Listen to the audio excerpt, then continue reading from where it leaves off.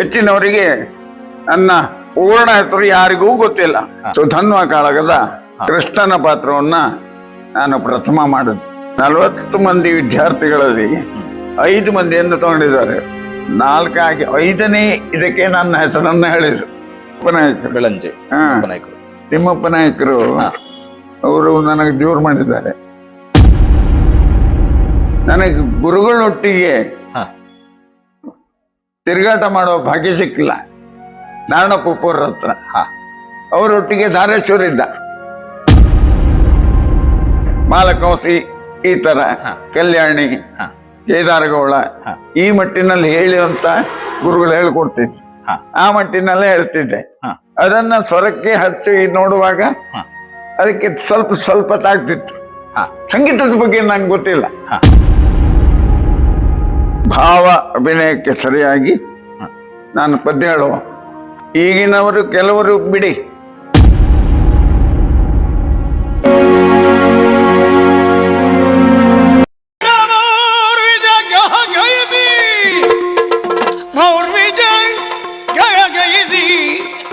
ನುಡಿದ ಮಾಧವಗೆ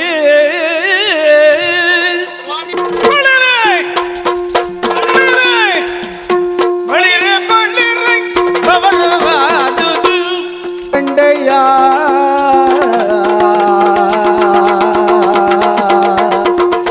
ನಾಗ ಸುಧನ್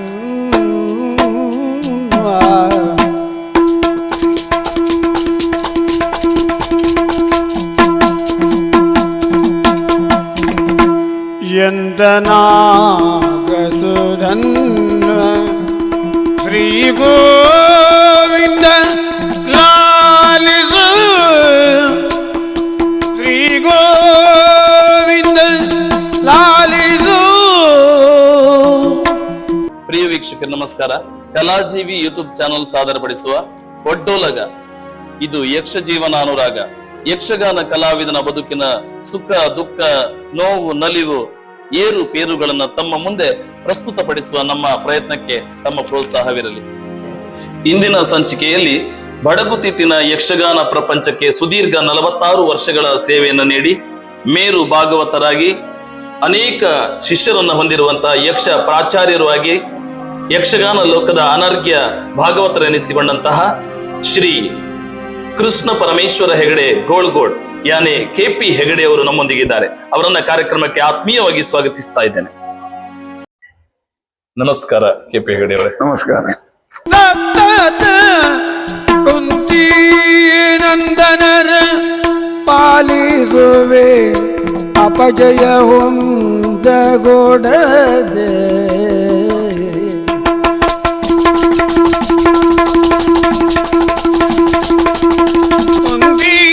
ನಂದನರ ಪಾಲಿಸುವೆ ಅಪಜಯ ಹೊಂದಗೊಡದೆ.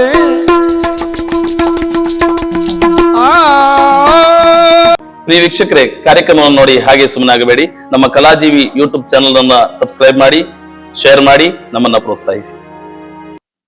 ನಮ್ಮ ಚಾನೆಲ್ ಅನ್ನು ಸಬ್ಸ್ಕ್ರೈಬ್ ಮಾಡಿ ಪ್ಲೀಸ್.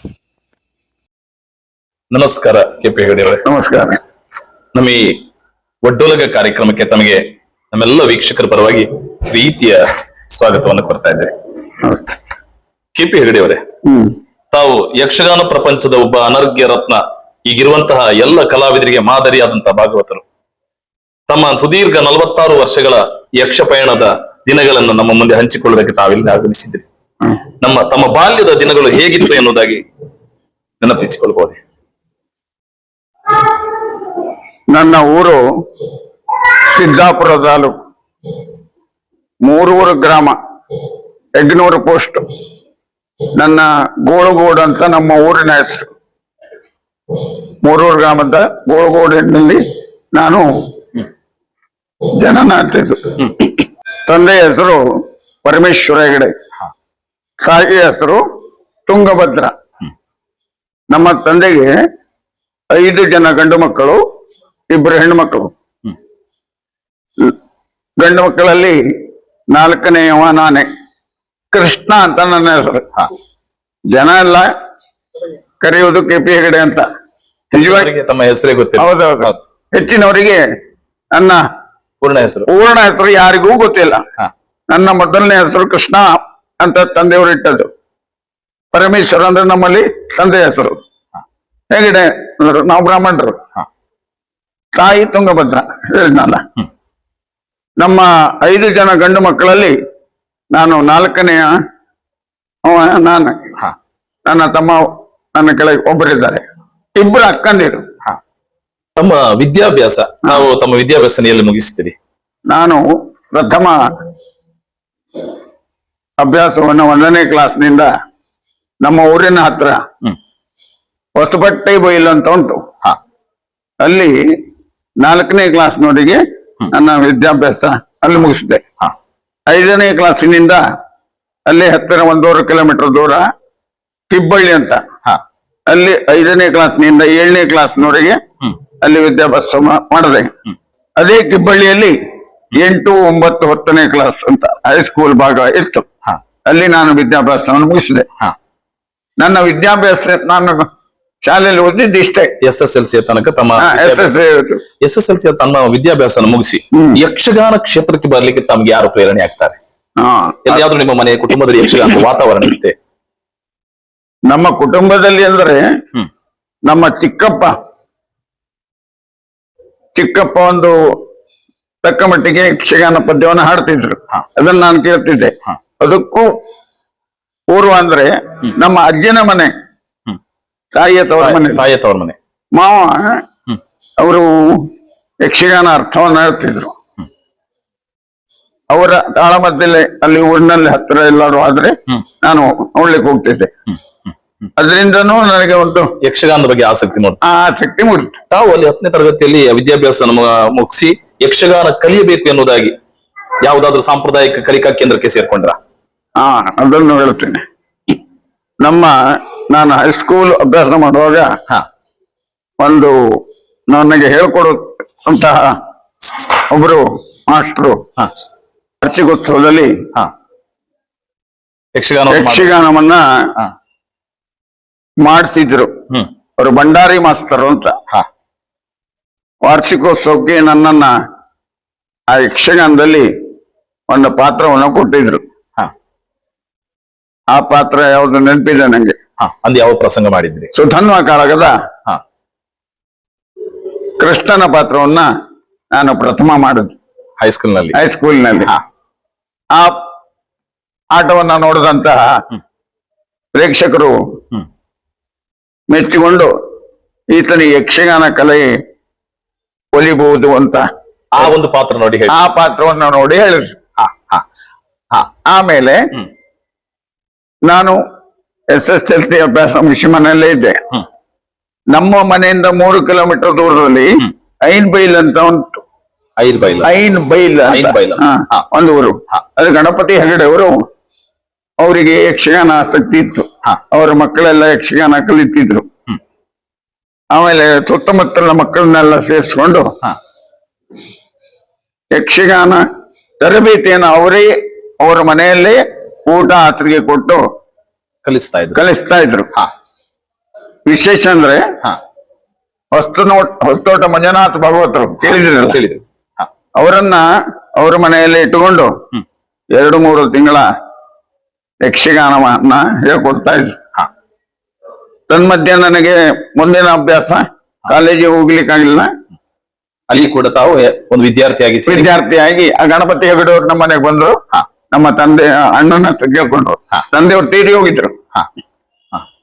ನಿಮ್ಮನೆ ಕೃಷ್ಣನನ್ನ ಯಕ್ಷಗಾನ ತರಬೇತಿಗೆ ನಮ್ಮನೆಗೆ ಕಳಿಸ್ತೀರಾ ಅಂತ. ನಮ್ಮ ಅಣ್ಣ ಹೇಳಿದ್ರು, ನೀನು ಅವನನ್ನೇ ಕೇಳಿ,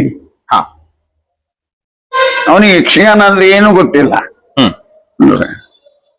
ಕಡೆಗೆ ಅವ್ರು ಹೇಳಿದ್ರು, ವಾರ್ಷಿಕೋತ್ಸವಕ್ಕೆ ನಾನು ಹೋಗಿದ್ದೆ, ಅವನ ಪಾತ್ರವನ್ನು ನೋಡಿದ್ದೇನೆ, ಅವನಿಗೆ ಲಯದ ಕಲ್ಪನೆ ಉಂಟು, ಹೊಸ್ತೋಟ ಗುರುಗಳ ಹತ್ರ ತಾಳಾಭ್ಯಾಸವನ್ನ ಕಲಿಸ್ಬೇಕು ಅನ್ನೋ ಮನಸ್ಸು ಅವ್ರಿಗೆ ಬಂತು. ಹಾಗೆ ನನ್ನ ಹತ್ರ ಕೇಳೋರು, ನನ್ನ ಹತ್ರ ಕೇಳಿದ್ರು, ಒಪ್ಪಿಕೊಂಡು SSLC ಇರುವಾಗಲೇ ನಾನು ಅವ್ರ ಮನೆಗೆ ಯಕ್ಷಗಾನ ತರಬೇತಿಯು ಅದನ್ನ ಜೊತೆ ತರಬೇತಿಯನ್ನು ಅಂದ್ರೆ ಹಾ ಶಾಲೆ ಬಿಟ್ಟ ತಕ್ಷಣ ಹಾ ಶಾಲೆ ಅಭ್ಯಾಸವನ್ನು ಮಾಡಿಕೊಂಡು ಹಾ ಅವರ ಮನೆಗೆ ಹೋಗಿ ರಾತ್ರಿ 7:30ಯಿಂದ 12 ಗಂಟೆವರೆಗೂ ಅವರು ನಮಗೆ ಪಾಠವನ್ನ ಮಾಡ್ತಿದ್ರು. ಹಾ ಹೊಸಕೋಟೆ ಮಂಜುನಾಥ ಭಾಗವತರು. ಹಾ ಹಾ ನಾನು ಒಬ್ಬನೇ ಅಲ್ಲ, ಹಾ 10, 15, 20 ಮಂದಿ ಹಾ ಎಲ್ಲರಿಗೂ ತಾಳಾಭ್ಯಾಸವನ್ನ ಮಾಡಿದ್ರು. ಹಾ. ನನ್ನ ಮೊದಲನ ತಾಳಾಭ್ಯಾಸ ಹಾ. ಹೊಸಕೋಟ ಮಂಜುನಾಥ ಭಾಗವತರಿಂದ. ಹಾ. ಅಲ್ಲಿ ತಾವು ತಾಳಾಭ್ಯಾಸವನ್ನು ಮಾಡ್ತೀರಿ ಕೆ.ಪಿ. ಹೆಗಡೆ ಅವರೇ. ತರುವಾಯ ಒಬ್ಬ ಒಂದು ತಾವು ಯಕ್ಷಗಾನದ ವೃತ್ತಿಯನ್ನ ನಾವು ಮಾಡ್ಕೊಳ್ಬೇಕು ಅನ್ನುವಂತ ಮನಸ್ಸು ಯಾವಾಗ ಬಂತು, ಅಥವಾ ತಾವು ವೃತ್ತಿಯಾಗಿ ಯಾವ ಮೇಳವನ್ನು ಸೇರ್ಕೊಂಡ್ರಿ? ನಮ್ಮಲ್ಲಿ ನಮ್ಮಣ್ಣವರಿಗೆ ನನ್ನನ್ನ ಕಾಲೇಜಿಗೆ ಹಾಕ್ಬೇಕಂತ ಮನಸ್ಸಿತ್ತು. ಹಾ SSLC ಆ ಕಾಲದಲ್ಲಿ ಆಗಿರುವ ಹಾ ಆದ್ರೆ ಮನೆಯಲ್ಲಿ ಬಡಸ್ತಿಗೆ ನಾವು ಅಷ್ಟು ಶ್ರೀಮಂತರ ಕುಟುಂಬ ಅಲ್ಲ, ಮಧ್ಯಮ ವರ್ಗ. ಮಧ್ಯಮ ವರ್ಗದವರು. ಹಾ. ನಮ್ಮ ಅಣ್ಣನಿಗೂ ಆ ಕಾಲದಲ್ಲಿ ಅವರು BSc ಡಿಗ್ರಿ ಮಾಡಿ ವಿಜ್ಞಾನದಲ್ಲಿ ಓದಿದ್ರು. ಹಾ ಅವರಿಗಷ್ಟೇ ಡಿಗ್ರಿ ಆಗಿತ್ತು. ಹಾ ಅವರಿಗೆ ಕೆಲಸವೂ ಸಿಕ್ಕಿಲ್ಲ. ಅವರಿಗೆ ಕೆಲಸ ಸಿಕ್ಕಿದ್ದರೆ ನಾನು ಆ ಒಂದು ಲೈನ್ನಲ್ಲಿ ಹೋಗ್ತಾ ಬೇರೆ ದಾರಿಯಲ್ಲಿ ಹೋಗ್ತಿದ್ದೆ, ಕಾಲೇಜಿಗೆ ಹೋಗ್ತಿದ್ದೆ, ಯಕ್ಷಗಾನಕ್ಕೆ ಬರ್ತಾ ಇರ್ಲಿಲ್ಲ. ಹಾ ಹಾ ಹೀಗಾಗಿ ಅಣ್ಣ ಹತ್ರ ಕೇಳಿದೆ. ಹಾ ನಮ್ಮ ಊರಿನ ಹತ್ತಿರದವರೇ ಒಬ್ರು RP ಹೆಗಡೆ ಅಂತ ಹಾ ನೀವು ಕೇಳಿರ್ಬೋದು. ಅವರು ಯಕ್ಷಗಾನ ಕಲಾ ಕೇಂದ್ರಕ್ಕೆ ಕೋಟಕ್ಕೆ ಬಂದು 4 ವರ್ಷ ಅಭ್ಯಾಸ ಮಾಡಿದವರಾಗಿದ್ರು. ಅಲ್ಲಿವರೆಗೂ ನನಗೂ ಗೊತ್ತಿಲ್ಲ. ಆಮೇಲೆ ಅಣ್ಣನವ್ರ ಹತ್ರ ಹೇಳಿದೆ, ಇಲ್ಲಿ ತಾಳಾಭ್ಯಾಸವನ್ನ ನಾನು ತಕ್ಕ ಮಟ್ಟಿಗೆ ಹೊಸತೋಟವ್ರ ಹತ್ರ ಕಲ್ತ್ಕೊಂಡ್ರೆ ಹೆಚ್ಚಿನ ಅಭ್ಯಾಸವನ್ನ ಮಾಡ್ಬೇಕಂತ ನನಗೆ ಮನಸ್ಸು ಬಂತು. ಆಮೇಲೆ RP ಹೆಗಡೆ ಅವರ ಮನೆಗೆ ಹೋಗಿ ಅವ್ರ ಹತ್ರ ಕೇಳಿಕೊಂಡೆ, ಇಲ್ಲಿಗೆ ನೀವು ಅರ್ಜಿ ಹಾಕ್ಬೇಕು ಅಂತ ಹೇಳಿದ್ರು. ತರಗತಿ ಸೇರ್ಕೊಳ್ಳೋಕೆ ಇಲ್ಲಿ ಅಂಗಾರಕಟ್ಟ ಕೇಂದ್ರಕ್ಕೆ ನಾನು ಒಂದು ಪತ್ರವನ್ನ ಬರೆದೆ. ಆಗ ಫೋನ್ ಇಲ್ಲ, ಪತ್ರ. ಆಮೇಲೆ ನನಗೆ ಪತ್ರದ ಉತ್ತರ ಬರುವಾಗಲೇ 15 ದಿನ ಕಳೆದೋಯ್ತು. ಆಯ್ತು, ನಿಮ್ಮ ಅರ್ಜಿ ಬಂದಿದೆ, ಇಂಥ ದಿನ ನೀವು ಕೇಂದ್ರಕ್ಕೆ ಬರಬೇಕು, ಕೋಟ ಹಿರೇಮಾಲಿಂಗೇಶ್ವರ ದೇವಸ್ಥಾನದಲ್ಲಿ ಅಂತ ಹೇಳಿದ್ರು. ಅಲ್ಲಿ ನಮ್ಮ ಗುರುಗಳು ನಾರಾಯಣಪ್ಪವರು. ಆಮೇಲೆ ಬಂದೆ. ಅಲ್ಲಿ ಬಂದುವಾಗ 45-50 ಜನ ವಿದ್ಯಾರ್ಥಿಗಳು ಬಂದಿದ್ದಾರೆ. ಅವರು ತಗೊಳ್ಳೋದು 4 ಮಂದಿ 5 ಮಂದಿ ಸಂದರ್ಶನಕ್ಕೆ ಬಂದರು. ಹೌದೌದು, ಕಲಿಬೇಕಂತ ಆಸಕ್ತಿಯಿಂದ ಅರ್ಜಿ ಹಾಕಿ. ಹೌದೌದು. ಕಡೆಗೆ ಗುರುಗಳು ಎಲ್ಲರನ್ನು ವಿಚಾರ ಮಾಡಿದ್ರು. ಎಲ್ಲ ನಮ್ಮ ಪರಿಚಯ ಹೇಳ್ಕೊಂಡಾಯ್ತು. ನಿನಗೇನು ಆಡ್ಲಿಕ್ಕೆ ಬರ್ತದೆ ಹೇಳಿ ಅಂತ ಹೇಳಿದ್ರು. ನನಗೆ ತಾಳ ಮಾತ್ರ ಗೊತ್ತಿದ್ದು, ಅದಕ್ಕೆ ಹಾಡು ಏನು ಗೊತ್ತಿಲ್ಲ. ನಾನು ಏನ್ ಹೇಳುದು ಅಂತ ಕೇಳ್ಕೊಂಡೆ ಅವ್ರ ಹತ್ರ. ನಿನಗೆ ಏನಾದ್ರು ಬಂದಿದ್ರೆ ಏನಾದ್ರು ಹೇಳು, ಭಜನೆ ಹೇಳಿದೆ. ಲಯದ ಕತ್ತಿ ಇತ್ತು, ಒಂದು ಭಜನೆ ಹೇಳಿದೆ. ಕಡೆಗೆ ಆಯ್ತು, ನೀನು 1 ವಾರ ಇರಬೇಕು. ನಿಮ್ಮ ಭಜನೆಯನ್ನು ಕೇಳಿದ ಮೇಲೆ 1 ವಾರ ಬಿಟ್ಟು ನಾನು ನಿಮಗೆ ಅಂದ್ರೆ ಅದರ ಉತ್ತರವನ್ನ ಹೇಳ್ತೇನೆ ಅಂತ ಹೇಳಿದ್ರು. ಆಯ್ಕೆ ಆಗಿದೆಯೇ ಇಲ್ಲವೋ ಕೂಡ 1 ವಾರ ಕಾಲಾವಕಾಶ ಇದೆ. ಕಾಲಾವಕಾಶ ಕೊಟ್ಟರು. ನಾವು 1 ವಾರ ಹೇಳಿಕೊಡ್ತೇವೆ, ಅದರಲ್ಲಿ ನೀನು ಎಷ್ಟರ ಮಟ್ಟಿಗೆ ಇಂಪ್ರೂವ್ ಆಗ್ತೀಯ ಅದನ್ನ ನೋಡಿ ನಾವು ಆಮೇಲೆ ಆಯ್ಕೆ ಮಾಡ್ತೇವೆ ಅಂತ ಹೇಳಿದ್ರು. ಅವ್ರು ಹೇಳಿದ ಪ್ರಕಾರ ನಾನು ಶ್ರದ್ಧೆಯಿಂದ ಅದನ್ನ ಕಲ್ತೆ. ಇಂಟರ್ವ್ಯೂ ಅಂತ 1 ವಾರದ ಆದ್ಮೇಲೆ ಇಂಟರ್ವ್ಯೂ ಮಾಡಿದ್ರು. ಇಂಟರ್ವ್ಯೂದಲ್ಲಿ 40 ಮಂದಿ ವಿದ್ಯಾರ್ಥಿಗಳಲ್ಲಿ 5 ಮಂದಿಯನ್ನು ತಗೊಂಡಿದ್ದಾರೆ. 40 ಜನರಲ್ಲಿ 5 ಮಂದಿ. 4 ಆಗಿ 5ನೇ ಇದಕ್ಕೆ ನನ್ನ ಹೆಸರನ್ನು ಹೇಳಿದ್ರು. ಅಲ್ಲಿ ಆಯ್ಕೆ ಆದೆ. ಆವಾಗ ಅಲ್ಲಿ ಗೌರ್ಮೆಂಟಿನ ಅನುದಾನ ಏನೂ ಇಲ್ಲ ಇತ್ತು. ಅಲ್ಲಿ ಎಲ್ಲ ದೊಡ್ಡ ದೊಡ್ಡ ಜನರ ಹತ್ರ ಹಣವನ್ನು ಒಟ್ಟು ಮಾಡಿ ಕೇಂದ್ರವನ್ನು ನಡೆಸ್ತಾ ಇದ್ದಾರೆ. ಹೌದು. ಅದಕ್ಕೆ ನಮ್ಮ ಐರೋಡಿ ಹೆಬ್ಬಾರರು ನಡೆಸ್ತಿದ್ರು. ರಾಜಶೇಖರ್ ಹೆಬ್ಬಾರ ತಂದೆ ಅವರು ತೀರ್ಕೊಂಡ್ರು. ಈಗ ಅವರು ಆಗ ನಮಗೆ ವಿದ್ಯಾರ್ಥಿ ವೇತನ ಅಂತ ಕೊಡೋದು ಖರ್ಚಿಗೆ 100 ರೂಪಾಯಿ ತಿಂಗಳಿಗೆ, ಒಂದು ಹುಡುಗನಿಗೆ 100 ರೂಪಾಯಿಯಲ್ಲಿ ನಾವು ಉಳ್ಕೊಳ್ಳಿಕ್ಕೆ ಅಲ್ಲಿ ದೇವಸ್ಥಾನದ ಪೌಳಿಯಲ್ಲಿ ಪಕ್ಕಕ್ಕೆ ನಾವೇ ಅಡುಗೆ ಮಾಡಿಕೊಂಡು ಕಲ್ತೀವಿ. ಅಲ್ಲಿಂದ ನಿಮ್ಮ ಅಲ್ಲಿಂದ ಗುರುಮುಖ ಅಭ್ಯಾಸ ಪ್ರಾರಂಭ ಆಯ್ತು.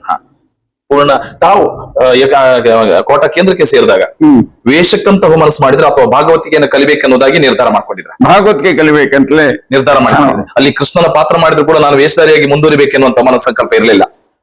ಆಗಿಲ್ದಿಲ್ಲ.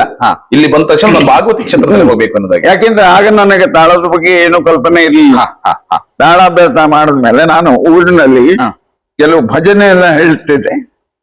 ಹಾಗಾಗಿ ನಾನು ಭಜನೆ ಲಯ ಇಲ್ಲಿ ಪದ್ಯ ಹೇಳಲಿಕ್ಕೆ ಸಾಕಾಗಿತ್ತು. ಆ ಲಯ ನನ್ನನ್ನ ಇಲ್ಲಿಗೆ ಅಳಿತು. ಅಲ್ಲಿ ತಾವು ಎಷ್ಟು ವರ್ಷಗಳ ಅಭ್ಯಾಸ ಮಾಡ್ತೀರಿ ಗುರುಗಳಾದಂತ ನಾರಾಯಣಪುರ ಹತ್ರ? ಅಲ್ಲಿ ನಿಜವಾಗಿ ಇರೋದು 4 ವರ್ಷ, ಬೇಡ 5 ವರ್ಷ ಅಭ್ಯಾಸ ಮಾಡ್ಬೇಕಂತ. ಸತತವಾಗಿ ನಾನು 5 ವರ್ಷ ಅಭ್ಯಾಸ ಮಾಡಿದೆ. ಗುರುಗಳು ಹೇಳಿಕೊಟ್ಟಂತ ಪಾಠವನ್ನ ಸರಿಯಾಗಿ ಒಪ್ಪಿಸಿ ಅವ್ರ ಹತ್ರ ಸ್ವಪಸ ಅದ್ರ ಬಗ್ಗೆ ಎಲ್ಲ ಸರಿಯಾಗಿ ಹೇಳ್ಕೊಂಡೆ. ಕೆಲವು ರಾಗಗಳ ಪರಿಚಯವು ನನಗೆ ಅವಳಿಂದ ಆಗಿದೆ. ಹೀಗೆ 4-5 ವರ್ಷ ಆಯ್ತು. ಹೆಚ್ಚಿನ ಪ್ರಸಂಗಗಳನ್ನು ನಮಗೆಲ್ಲ ಹೇಳ್ಕೊಟ್ರು. ಪೌರಾಣಿಕ ಹೊಸ ಪ್ರಸಂಗ ಇಲ್ಲ, ಅಷ್ಟು ಪೌರಾಣಿಕ ಅದನ್ನು ಹೇಳ್ಕೊಟ್ರು. ತಾವು 5 ವರ್ಷ ಗುರುಮಟ್ಟ ಬಿಟ್ಟು ಬರುವಾಗ ತಮ್ಗೆ ಎಷ್ಟು ಪ್ರಸಂಗಗಳ ಒಂದು ರಂಗದಲ್ಲಿ ನಡೆಸಬಲ್ಲ ಅನ್ನುವಂತ ಒಂದು ಧೈರ್ಯ ಇತ್ತು? 5 ವರ್ಷ ನಾನು ಕಲಿತು ಬರುವಾಗ ಒಂದು 10-12 ಪ್ರಸಂಗವನ್ನ ನಾನು ರಂಗದಲ್ಲಿ ನಡೆಸಬಲ್ಲೆ ಹೇಳುವ ಧೈರ್ಯ ಬಂತು. ಆಮೇಲೆ ಮಂದರ್ತಿ ಮೇಳಕ್ಕೆ ನನ್ನನ್ನ ಸಂಗೀತಗಾರನಾಗಿ ನನ್ನನ್ನು ಸೇರಿಸಿದ್ರು. ಯಾರು ಸೇರಿಸ್ತಾರೆ? ಆಗ ಮಂದರ್ತಿ ಮೇಳ ಗೌರ್ಮೆಂಟ್ ಇಲ್ಲಾಗಿತ್ತು, ಎಂಡಮೆಂಟ್ ಇಲ್ಲಾಗಿತ್ತು. ದೇವಸ್ಥಾನದ ವತಿಯಿಂದ ಅಲ್ಲ, ದೇವಸ್ಥಾನದ ಹೆಸರಿನಲ್ಲಿ ಮೇಳ. ಅದನ್ನ ವರ್ಷಕ್ಕೆ ಇಂತಿಷ್ಟು ದೇವಸ್ಥಾನ ಕೊಡ್ಬೇಕಂತ ಒಬ್ರು ವಹಿಸ್ಕೊತಿದ್ರು. ವಹಿಸ್ಕೊಂಡು ಮೇಳವನ್ನು ಕಟ್ಟಿಕೊಂಡು ಹೋಗ್ತಿದ್ರು. ಆಮೇಲೆ ಒಂದು ದಿನ ಆ ದೇವಸ್ಥಾನ ಮೇಳವನ್ನು ವಹಿಸ್ಕೊಂತ ಹುಕ್ಕೇಳಿ ಭೋಜರಾಜ್ ಹೆಗಡೆ ಅಂತ ಅವರಿಗೆ ಒಬ್ಬರು ಸಂಗೀತಗಾರರು ಬೇಕಿತ್ತು. ನಮ್ಮ ಕೇಂದ್ರಕ್ಕೆ ಬಂದ್ರು. ನಮ್ಮ ಗುರುಗಳಾದಂತ ಒಬ್ಬರ ಹತ್ರ ಕೇಳಿದ್ರು, ನನಗೊಂದು ಸಂಗೀತಗಾರ ಹುಡುಗ ಬೇಕಿತ್ತಲ್ಲ ಮೇಳಕ್ಕೆ ಅಂತ. ಆಮೇಲೆ ತುಂಬಾ ಜನರ ಹತ್ರ ಕೇಳಿದ್ರು ನಮ್ಮ ಗುರುಗಳು, ಯಾರು ಒಪ್ಲಿಲ್ಲ. ಅವಾಗ ನನಗೆ ಅವರು KP ಹೇಳಿ ಹೇಳ್ತಿದ್ರು, KP ನೀನು ಹೋಗ್ತೀಯನ ಮೇಳಕ್ಕೆ ಅಂತ ಕೇಳಿ. ನಾನು ಮನೆಯಲ್ಲಿ ಕೇಳಿ ಹೇಳ್ತೇನೆ. ನನಗೆ ಯಾವಾಗಲೂ ಸಣ್ಣಿನಿಂದಲೂ ಗುರು ಹಿರಿಯರು ಅಂದ್ರೆ ಅವರ ಒಂದು ಮಾತಿನ ಅವಾಗ ಅಂದ್ರೆ ಗುರು ಹಿರಿಯರ ಮಾತನ್ನು ಕೇಳ್ಕೊಂಡೆ ನಾನು ಮುಂದುವರಿ ಹೇಳಿದ್ರು. ಆಯ್ತು,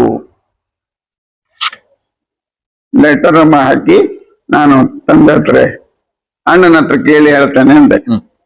1 ವಾರ ಬಿಟ್ಟು ಹೇಳ್ತೀಯ ಕೇಳಿದ್ರು. ಗುರುಗಳೇ ಕೇಳಿದ್ರು. ಆಯ್ತು, ಮನೆಯಲ್ಲಿ ನಮ್ಮ ಅಣ್ಣ ಹೇಳ್ದ, ನಿನಗೆ ಮನಸ್ಸಿದ್ರೆ ಹೋಗಪ್ಪ ಅಂತ. ಮತ್ತೆ ಯಕ್ಷಗಾನವನ್ನ ಕಲ್ತ್ರೆ ಮಾತ್ರ ನಂಗೆ ಮುಂದೆ ಕಾಲೇಜ್ ವ್ಯವಹಾರ ನಂಗೆ ಬಂದಾಗಿದ್ದಲ್ಲ, SSLC ಆಗಿದೆ. ಆಮೇಲೆ ಅಲ್ಲಿಂದ ಮಂದರ್ತಿ ಮೇಳಕ್ಕೆ ನಾನು ಸರಿಸುಮಾರು ಎಷ್ಟು ಯಾವ ಇಸ್ವಿ ಅಂತ ನೆನಪಿದ್ಯಾ? 79-80ನೇ ಇಸ್ವಿಯಲ್ಲಿ. ಮಂದರ್ತಿಯಲ್ಲಿ ಎಷ್ಟು ಮೇಳಗಳಿತ್ತು? ಆಗ ಮಂದರ್ತಿಯಲ್ಲಿ ಒಂದೇ ಮೇಳ ಇತ್ತು. ಆ ಮೇಳದಲ್ಲಿ ನೀವು ಹೌದೌದು. ಮಂದರ್ತಿ ಮೇಳದಲ್ಲಿ ಯಾವಾಗ ಒಂದೇ ಮೇಳ, ಈಗಿನ ವ್ಯವಸ್ಥೆ ಉಂಟಲ್ಲ ಆ ವ್ಯವಸ್ಥೆ ಏನೂ ಇಲ್ಲ ಇತ್ತು. ನಾವು ಮಂದರ್ತಿ ಮೇಳ ಒಂದು ಕಡೆಯಿಂದ ಮತ್ತೊಂದು ಕಡೆ ಹೋಗುವಾಗ ನಡ್ಕೊಂಡೇ ಹೋಗುದು. ವೇಷ ಸಾಮಾನನ್ನ ಪೆಟ್ಟಿಗೆ ಇಲ್ಲಿ ಹೊತ್ಕೊಂಡು ಹೋಗ್ತಿದ್ರು. ಹಾ ಹಾ ಪೆಟ್ಟಿಗೆಯಲ್ಲಿ ಹೊತ್ಕೊಂಡೆ ಹೌದು, ಒಂದು ಕಡೆಯಿಂದ ಮತ್ತೊಂದು ಕಡೆ ಯಕ್ಷಗಾನ ಯಕ್ಷಗಾನ ಸ್ಥಳಗಳಿಗೆಲ್ಲ. ಹಾ. ಹಾ ಅಲ್ಲಿ ಹೋಗಿ ತಾವು ಸಂಗೀತಗಾರರಾಗಿ ಸೇರ್ತಾರೆ. ಸಂಗೀತಗಾರ ಆಗ ಪ್ರಧಾನ ಭಾಗವತರಾಗಿ ಆಗ ನಾನು ಸಂಗೀತಗಾರರಾಗಿ ಸೇರಿದಾಗ ಮತ್ತೆ ಆಡಿ ನರಸಿಂಹ ಶೆಟ್ಟಿ ಭಾಗವತರಾಗಿದ್ರು. ನರಸಿಂಹ ಶೆಟ್ರು. ಹಾ ನಾನು ಸಂಗೀತ. ಆಮೇಲೆ ಹಾರಾಡಿ ಅಣ್ಣಪ್ಪ ಗಾಣಿಗರು ಹಾ ಅವರು ಒಂದು ಭಾಗವತರಾಗಿದ್ರು. ಹಾ ಹಾ ನಾನು ಸಂಗೀತವನ್ನ ಮಾಡಿದೆ. 1 ವರ್ಷ 2 ವರ್ಷ ಆಯ್ತು. 2 ವರ್ಷ ಸಂಗೀತವನ್ನು ಹಾ ಮಾಡಿದೆ. ಹಾ ಹಾ 2 ವರ್ಷ ಆದ ಮೇಲೆ 2 ವರ್ಷದ ನಂತರ 3ನೇ ವರ್ಷಕ್ಕೂ ಹಾ ನೀನು ಸಂಗೀತಗಾರ ಆಗಿರ್ಬೇಕು ಅಂತ ಹೇಳಿದ್ರು ಯಜಮಾನ್ರು. ಹಾ ಆಮೇಲೆ 3ನೇ ವರ್ಷ ನನಗೆ ಹೆಚ್ಚಿನ ಅವಕಾಶವನ್ನ ಮೇಳದವರೇ ಕೊಟ್ರು. ಹಾ ಪ್ರಸಂಗಗಳಲ್ಲಿ 4 ಪದ್ಯವನ್ನ ಹೇಳಿದೆ. ಹಾ ಹಾಗಾಗಿ ನನಗೆ ಅದರಲ್ಲಿ ಹೆಚ್ಚಿನ ಸ್ಥಾನ ಸಿಕ್ತು. ಅವಕಾಶ ಒತ್ತು ಭಾಗವತ ಆಗಲಿಕ್ಕೆ ಹಾ ನನಗೆ ಅವಕಾಶ ಸಿಕ್ಕಿತು. ಒಂದು 3ನೇ ವರ್ಷದ ನಂತರ ಹಾ. ಹಾ ಒತ್ತು ಭಾಗವತ. ಹೌದು, ಹ್ಮ್. ಹಾ 3 ವರ್ಷ ಸಂಗೀತ ಮಾಡಿದೆ. ಹಾ 4ನೇ ವರ್ಷಕ್ಕೆ ಹಾ ನಾನು ಒತ್ತು ಭಾಗವತ ಹಾ. ಅಲ್ಲಿ ಎಷ್ಟು ವರ್ಷಗಳ ಸೇವೆ ಸಲ್ಲಿಸ್ತೀರಿ ಕೆಪಿ ಅವರೇ? ಅಲ್ಲಿ ಮಂದರ್ತಿಯಲ್ಲಿ ಒತ್ತು ಭಾಗವತಿಗೆ ಆಗಿ ಒಂದು 6-8 ವರ್ಷ ಇದ್ದೆ ಒತ್ತು ಭಾಗವತರಾಗಿ. ಒತ್ತು ಭಾಗವತಾಗಿ. ಹಾ ಆಮೇಲೆ ಹಾ 8 ವರ್ಷದ ಮೇಲೆ ಹಾ. ಅಲ್ಲಿ ಪ್ರಧಾನ ಭಾಗವತನೂ ಅದೇ ಅದೇ ಮೇಳಕ್ಕೆ. ಅದೇ ಮೇಳಕ್ಕೆ. ಹಾ ಹಾ ಆಗ 2 ಮೇಳ ಇತ್ತು. ಹಾ ನೀವು ಒತ್ತು ಭಾಗವತರಾಗುವಾಗ 2 ಮೇಳ. 2 ಮೇಳ ಇತ್ತು. ಹಾ 2 ಮೇಳದಲ್ಲಿ 1 ಮೇಳದಲ್ಲಿ ನಾನು ಒತ್ತು ಭಾಗವತಾಗಿದ್ದೆ. ಹಾ ಹಾ ತದನಂತರ ಪ್ರಧಾನ ಭಾಗವತರು ನರಸಿಂಹ ಶೆಟ್ಟರು. ನರಸಿಂಹ ಶೆಟ್ರು ತಾವು ಒತ್ತು ಭಾಗವತ. ಹೌದೌದು. ಆಗ 2 ಮೇಳ ಆದಾಗ ತಾವು ಒಂದು ಪ್ರಧಾನ ಭಾಗವತಿಗೆ ಸ್ಥಾನಕ್ಕೆ ಬರ್ತೀರಿ. ಹಾ. ಪ್ರಧಾನ ಭಾಗವತರಾಗಿ ಎಷ್ಟು ವರ್ಷ ಸೇವೆ ಸಲ್ಲಿಸ್ತೀರಿ ಅಲ್ಲಿ? ಪ್ರಧಾನ ಭಾಗವತಾಗಿ 10 ವರ್ಷ. ಹಾ 10 ಅಂದ್ರೆ ಒಟ್ಟು ಸೇರುವಾಗ 10 ವರ್ಷದ ಮೇಲೆ ಮಂದರ್ತಿ ಮೇಳವಾಗಿದೆ. ಪ್ರಧಾನ ಭಾಗವತಾಗಿ ಒಂದು 6-8 ವರ್ಷ ಆಗಿದೆ. ಹಾ ಹಾಗೆ. ಹಾ ಆ ಕಾಲಕ್ಕೆ ತಮ್ಗೆ ಸಂಗೀತಗಾರರಾಗಿ ಹೋದ್ರಿ, ಯಕ್ಷಗಾನ ಕಲಾವಿದರ ಒಂದು ಸಪೋರ್ಟ್ ಸಿಕ್ತು, ಮತ್ತೆ ಒತ್ತು ಭಾಗವತ ಆದ್ರಿ ಅಂತ ಹೇಳ್ತೀರಿ. ಆ ಕಲಾವಿದರು ಯಾರು ಅಂತ ಆ ಹೊತ್ತಿನ ಕಲಾವಿದರ ನೆನಪಿಸಬಹುದಾ? ಬಣ್ಣದ ವೇಷಧಾರಿ ಸೌಕೂರು, ಸಕ್ಕಟ್ ಅವರು ಇದ್ರು. ಹಾ ಹಾ ಆಮೇಲೆ ಶಂಕರ ಗಾಣಿಗ ಅಂತ. ಆಮೇಲೆ ನೆನಪಾಗೋದಿಲ್ಲ. ಹಾ ಹಾ ಸಕ್ಕಟ್ಟು ಲಕ್ಷ್ಮೀನಾರಾಯಣಯ್ಯನವರು, ಹೌದು, ಶಂಕರ ಗಾಣಿಗರು, ಕೋಡಿ ಶಂಕರ ಗಾಣಿಗರು, ಕೋಡಿ ಶಂಕರ ಗಾಣಿಗರು. ಆಮೇಲೆ ಹಾರಾಡಿ ವಂಶಸ್ಥರು ಯಾರಾದ್ರೂ ಇದ್ರ? ಹೌದೌದು. ಹಾ ಹಾರಾಡಿ ರಾಮಗಾಣಿಗರು, ರಾಮಗಾಣಿಗರಿಲ್ಲ, ಹಾ. ರಾಮಗಾಣಿಗರಿಲ್ಲ. ಹಾ ಆಮೇಲೆ ಸರ್ವಗಾಣಿಗರು. ಸರ್ವ ಗಾಣಿಗರಿದ್ರು. ಹಾ ಹಾ ಆಮೇಲೆ ವೈಕುಂಠ ನಾಯಕರು ಇದ್ರು. ಹಾ ಕೋಟ ವೈಕುಂಠ. ಎಮ್ಮೆ ನಾಯಕರು ಇದ್ರು. ಹಾ ಹಾ ಅವರೊಟ್ಟಿಗೆ ಅಂತ ಮೇರು ಕಲಾವಿದ. ಮೇರು ಕಲಾವಿದ. ಅಲ್ಲಿ ತಾವು ಯಕ್ಷಗಾನದಲ್ಲಿ ಭಾಗವತರಾಗಿ ಪ್ರಧಾನ ಭಾಗವತರಾಗ್ತೀರಿ. ಕೆಪಿ ಹೆಗಡೆ ಅವರೇ, ತಾವು ಮಂದರ್ತಿ ಮೇಳದ ಆಯ್ಕೆಯಾಗಿ ಮಂದರ್ತಿ ಮೇಳ ಸಂಗೀತಗಾರರಾಗಿ ಹೋದ ಕಾಲಕ್ಕೆ ಈ ಯಕ್ಷಗಾನದಲ್ಲಿರ್ತಕ್ಕಂಥ ಕಲಾವಿದರೇ ತಮಗೆ ಒತ್ತು ಭಾಗವತರಾಗಿ ಪ್ರೇರೇಪಣೆ ಮಾಡ್ತಾರೆ. ಆ ಪೂರ್ವದಲ್ಲಿ ಸಂಗೀತಗಾರರಾಗಿ ಹೋದಾಗ ಹೊಸದಾಗಿ ಬಂದ ಹುಡುಗ ತಮ್ಗೆ ಏನಾದ್ರು ಕಲಾವಿದರು ತಾವು ಏನಾದ್ರು ತಪ್ಪು ಮಾಡಿದ್ದು ಅಥವಾ ಅವರಿಂದ ಕಲ್ತುಕೊಂಡದ್ದು ಏನಾದ್ರು ಇದೆಯಾ? ತುಂಬಾ ಕಡೆ ನಾನು ತಪ್ಪಿದ್ದೆ. ಹಾ ಹಾ ಆರಂಭದ ದಿನಗಳಲ್ಲಿ ನನಗೆ ರಂಗದ ಒಂದು ಹೊಸ ಅನುಭವ. ಹೊಸ ಅನುಭವ ಏನು ಗೊತ್ತಿಲ್ಲ. ಹಾ ಹಾ ನನಗೆ ಗೊತ್ತಿರತಕ್ಕಂತ ಪದ್ಯವನ್ನು ನಾನು ಹೇಳ್ತಿದ್ದೆ. ಅದರಲ್ಲಿ ತಪ್ಪಿದ್ದನ್ನ ನಮ್ಮ ಪ್ರಧಾನ ಭಾಗವತರು, ಒತ್ತು ಭಾಗವತರು, ತಿಳಿದಂತ ಕಲಾವಿದರು ನನಗೆ ಹೇಳ್ತಿದ್ರು. ಬಯಸ್ಕೊಂಡಿದ್ದು ಉಂಟು ನಾನು. ಯಾರು ಇಂಥದ್ದೊಂದು ಏನು ಸನ್ನಿವೇಶ? ಅಂದ್ರೆ ನಮ್ಮ ಮದ್ದಲೆಗಾರರೇ ಅವಾಗ ನಮ್ಮ ಬೇಳಂಜೆ ತಿಮ್ಮಪ್ಪ ನಾಯಕರು, ಬೆಳಂಜೆ ನಾಯಕರು, ತಿಮ್ಮಪ್ಪ ನಾಯಕರು ಅವರು ನನಗೆ ಜೋರು ಮಾಡಿದ್ದಾರೆ. ಯಾಕೆ ಜೋರು ಮಾಡಿದ್ರು? ಅಂದ್ರೆ ನೀನ್ ಪದ್ಯ ಹೇಳಿ ಸರಿಯಾಗಿಲ್ಲ ಅಂತ ಆರಂಭದಲ್ಲಿ ಅದನ್ನು ಗುರುಗಳ ಹೇಗೆ ಅಂತ ನಾನು ಅವ್ರ ಹತ್ರ ಕೇಳಿ ಅದು ಸರಿ ಮಾಡಿಕೊಂಡೆ. ಮಾರನೇ ದಿನ ಅವರೇ ಮೆಚ್ಚಿ ಸರಿ ಆಯ್ತು ಅಂತ ಹೇಳಿದ್ದಾರೆ. ಕಲಿಯುವಂತ ಒಂದು ಪದ್ಧತಿ. ಹೌದು, ರಂಗದಲ್ಲಿ ಮದ್ದಲೆಗಾರ ತಮ್ಮನ್ನ ದೇಶ ಅಂತ ಅನ್ಸ್ಕೊಂಡ್ರಿ. ಈ ರೀತಿಯಾಗಿ ತಾವು ಮಂದರ್ತಿ ಮೇಳದಿಂದ ತಮ್ಮ ಸೇವೆಯನ್ನು ಮುಗಿಸಿ ಪ್ರಧಾನ ಭಾಗವತರಾದ ತರುವಾಯ ತಾವು ಯಾವ ಮೇಳಕ್ಕೆ ಬರ್ತೀರಿ? ಮಂದರ್ತಿ ಮೇಳದಲ್ಲಿ ಸೇವೆ ಮುಗಿಸಿದ ನಂತರ ಆಮೇಲೆ ಪ್ರಧಾನ ಭಾಗವತಾಗಿ ನಾನು ಬಂದು ಡೇರೆ ಮೇಳಕ್ಕೆ ಸೇರಿದ್ದಲ್ಲ. ಹಾ ಹಾ ಆಗ ಹಿರೇಮಹಾಲಿಂಗೇಶ್ವರ ಮೇಳ ಅಂತ ಹಾ. ಕೋಟ ಕೋಟ ಹಿರೇಮಹಾಲಿಂಗ. ಕೋಟ ಹಿರೇಮಹಾಲಿಂಗೇಶ್ವರ ಮೇಳ ಇತ್ತು. ಹಾ ಹಾ ಹಾ ಆ ಮೇಳದಲ್ಲಿ ಪ್ರಧಾನ ಭಾಗವತಾಗಿ ನಮ್ಮ ಸುಬ್ರಹ್ಮಣ್ಯ ಧಾರೇಶ್ವರರು ಹಾ ಇದ್ದಿದ್ರು. ನಾನು ಅವತ್ತು ಭಾಗವತಾಗಿದ್ದೆ. ಹಾ. ಮಂದರ್ತಿ ಮೇಳದಿಂದ ಬಂದು ಹಿರೇಮಹಾಲಿಂಗ. ಹಿರೇಮಹಾಲಿಂಗೇಶ್ವರ ಮೇಳಕ್ಕೆ ನಾನು ಅಲ್ಲಿ ಬಂದು ಹಾ ಅಲ್ಲಿ 2 ವರ್ಷ ನಾನು ಒತ್ತು ಭಾಗವತ ಆದೆ. ಹಾ ಆಮೇಲೆ ಮೂಲ್ಕಿ ಮೇಳ. ಹಾ ಮೂಲ್ಕಿ ಮೇಳದಲ್ಲಿ ಮೂಲಿಕೆ ಮೇಳಕ್ಕೆ ಹಾ. 2 ವರ್ಷ ನಂತರ ಹೌದು. ಹಿರಿಯ ಸೇವೆ ನಂತರ. ಆಮೇಲೆ ಮೂಲ್ಕಿ ಮೇಳದಲ್ಲಿ ನಾನು ಸೇರ್ಕೊಂಡೆ. ಹಾ. ಅಲ್ಲಿ ಆ ಕಾಲದಲ್ಲಿ ಅದು ತೆಂಕ ಬಡಗ ಬಡಗಿತ್ತು. ಬಡಗಿನ ಮೇಳವೇ? ಬಡಗಿತ್ತು. ಹಾ ಹಾ ತೆಂಕಿಂದು ಬೇರೆ ಇದ್ದಿತ್ತಂತೆ. ಹಾ ಮೂಲಿಕೆ ಮೇಳ. ಹಾ. ಹಾ ಆಗ ಬಡಗಿನ ಮಾಡಿದ್ರು. ಹಾ ನಮ್ಮ ನಗರ ಜಗನ್ನಾಥ್ ಶೆಟ್ರು ಹಾ ಅವರೆಲ್ಲ ಇದ್ದಿದ್ರು. ಹಾ ಆ ಮೇಳದಲ್ಲಿ 1 ವರ್ಷ ಇದ್ದೆ. ಸೇವೆ ಸಲ್ಲಿಸ್ತೀರಿ. ಅಲ್ಲಿಂದ ಹಾ. ಆಮೇಲೆ ನಾನು ಶ್ರೀ ಪಂಚಲಿಂಗೇಶ್ವರ ಮೇಳ ಹಾ ಅಲ್ಲಿ ಊರ ಕಡೆ ಆಚೆ. ಹೌದು, ಊರ ಕಡೆ ಹಾ ಅಲ್ಲಿ ಮೇಳಕ್ಕೆ ಸೇರ್ಕೊಂಡೆ. ಹಾ ಆದ್ರೆ ನನ್ನ ಅದೃಷ್ಟ ಅಂದ್ರೆ ಹಾ. ನನಗೆ ಗುರುಗಳೊಟ್ಟಿಗೆ ಹಾ ತಿರುಗಾಟ ಮಾಡೋ ಭಾಗ್ಯ ಸಿಕ್ಕಿಲ್ಲ. ನಾರಾಯಣಪ್ಪರ ಹತ್ರ ಹಾ ಅವರೊಟ್ಟಿಗೆ ಧಾರೇಶ್ವರ ಇದ್ದ. ಹಾ ಹಾಗಾಗಿ ಶಿರ್ಸಿ ಮೇಳದಲ್ಲಿ ನಾನು ಪ್ರಧಾನ ಭಾಗವತಾಗಿ ಸೇರಿದೆ. ಹಾ 2 ವರ್ಷ ಒತ್ತು ಭಾಗವತಾಗಿದ್ದೆ. ಹ್ಮ್. ನೆಬ್ಬೂರು ನಾರಾಯಣ ಭಾಗವತರು ಗೊತ್ತಲ್ಲ ನಿಮಗೆ? ನೆಬ್ಬೂರು ನಾರಾಯಣ ಹಾ, ಭಾಗವತರು ಪ್ರಧಾನ ಹೌದು. ಭಾಗವತರಾಗಿದ್ರು. ಅವರು ಪ್ರಧಾನ ಭಾಗವತರಾಗಿದ್ರು. ಆಮೇಲೆ ನಾನು ಹಾ. ಅಲ್ಲಿ 4 ವರ್ಷ ಅಭ್ಯಾಸ ಮಾಡಿದೆ. ಹಾ. ಆಮೇಲೆ ಕುಮಟ ಹಾ ಕುಮಟ ಮೇಳ ನಮ್ಮ ಕೃಷ್ಣ ನಾಯಕರು ಮಾಡಿದ್ರಲ್ಲ, ಹಾ ಅಲ್ಲಿ ಪ್ರಧಾನ ಭಾಗವತಾಗಿ ನಾನು ಬಂದೆ. ಹಾ ಕುಮಟ ಮೇಳ. ಹಾ. ಹಾ ಅಲ್ಲಿ ಎಷ್ಟು ವರ್ಷ ಸೇವೆ ನಡೆಸ್ತೀರಿ? ಅಲ್ಲಿ 4 ವರ್ಷ. 4 ವರ್ಷ ಸೇವೆ ಸಲ್ಲಿಸ್ತೀರಿ. ಹ್ಮ್. ಹಾ ಅಲ್ಲಿ ಕೂಡ ಪ್ರಧಾನ ಭಾಗವತ. ಪ್ರಧಾನ ಭಾಗವತ ಇದ್ದೆ. ಕುಮಟ ಮೇಳದ ನಂತರ ಮುಂದೆ ಎಲ್ಲಾದ್ರೂ ಸೇವೆ ಹೋದ್ರ? ಕುಮಟ ಮೇಳ ಆದ್ಮೇಲೆ ಆದ್ಮೇಲೆ ಪುನಃ ಶಿರ್ಸಿಗೆ ಮರಳಿ ಶಿರ್ಸಿ ಮಾರಿಕಂಬ. ಹಾ ಹಾ ಮುದ್ದಣ್ಣ ಶೆಟ್ರು. ಹಾ ಮುದ್ದಣ್ಣ ಶೆಟ್ಟಿ ಅವರ ಯಜಮಾನಿಕೆಯಲ್ಲಿ. ಹಾ, ಅವರ ಯಜಮಾನಿಕೆಯಲ್ಲಿ 2 ವರ್ಷ ಮಾಡಿದೆ. ಹಾ ಹಾ ಆಮೇಲೆ ಪುನಃ ಮಂದಾರ್ತಿ ಮೇಳಕ್ಕೆ ಬಂದೆ. ಹಾ ಆಗ ಬರುವಾಗ ಮಂದರ್ತಿಯಲ್ಲಿ ಎಷ್ಟು ಮೇಳ ಆಯ್ತು? ಆಗ ಬರುವಾಗ 4 ಮೇಳ ಆಗಿದೆ. ಹಾ ಮರಳಿ ಮತ್ತೆ ಮರಳಿ ಬರುವಾಗ. ಹಾ. ಅಲ್ಲಿ ಪ್ರಧಾನ ಭಾಗವತಾಗಿ ನನ್ನನ್ನು ಕರೆದರು. ಹಾ. ಅಲ್ಲೂ ಕೆಲಸ ಮಾಡಿದ್ದೆ. ಹಾ. ಅಲ್ಲಿ ಮತ್ತೆ 4 ವರ್ಷ ಮಾಡಿ ಹ್ಮ್. ಆಮೇಲೆ ಕಮಲಶಿಲೆ ಮೇಳದಲ್ಲೂ 2 ವರ್ಷ ಹಾ. ಭಾಗವತಾಗಿದ್ದೆ. ಹಾ ಹಾ ಅಲ್ಲಿಂದ ಕಮಲಶಿಲೆ ಮೇಳಗೆ ಬರ್ತೀವಿ. ಹಾ ಕಮಲ ಇಷ್ಟು ಯಕ್ಷಗಾನದ ಇಷ್ಟು ಪಯಣವನ್ನ ಹಾ. ಎಲ್ಲ ಮೇಳಗಳಲ್ಲಿ ಮಾಡ್ತೀರಿ. ಓ. ಕೆಪಿ ಹೆಗಡೆ ಅವರೇ, ಹ್ಮ್. ತಮ್ಮ ಯಕ್ಷ ಪಯಣದಲ್ಲಿ ಹ್ಮ್. ಇಂದಿನ ವರ್ತಮಾನ ಕಾಲದಲ್ಲಿ ಒಂದು ರಾಗವನ್ನ ಕಲಿಯುವುದಕ್ಕೂ ಅಥವಾ ರಾಗವನ್ನ ಅಭ್ಯಾಸ ಮಾಡೋದಕ್ಕಾಗಿ ಹ್ಮ್. ಯಾವ್ದು ಸಾಮಾಜಿಕ ಜಾಲತಾಣಗಳು, ಮೊಬೈಲ್ಗಳು, ಯೂಟ್ಯೂಬ್ಗಳು ಇರಬಹುದು. ತಮ್ಮ ಅಂತ ಕಾಲದಲ್ಲಿ ಯಕ್ಷಗಾನ ಪ್ರಪಂಚದಲ್ಲಿ ಅದ್ಭುತವಾದಂತಹ ಒಂದು ರಾಗ ಜ್ಞಾನವನ್ನು ಹೊಂದಿದಂತಹ ಕಲಾವಿದರು ಎನ್ನುವಂತಹ ಹೆಗ್ಗಳಿಕೆ ತಮಗಿದೆ. ನಾವು ಆ ಅಭ್ಯಾಸಗಳನ್ನ ಗುರುಮಠದಲ್ಲಿ ಮಾಡಿಕೊಂಡು ರಂಗದಲ್ಲಿ ಅದ್ಭುತವಾಗಿ ಹೇಗೆ ಪ್ರಯೋಗಿಸ್ತಾ ಇದ್ರಿ?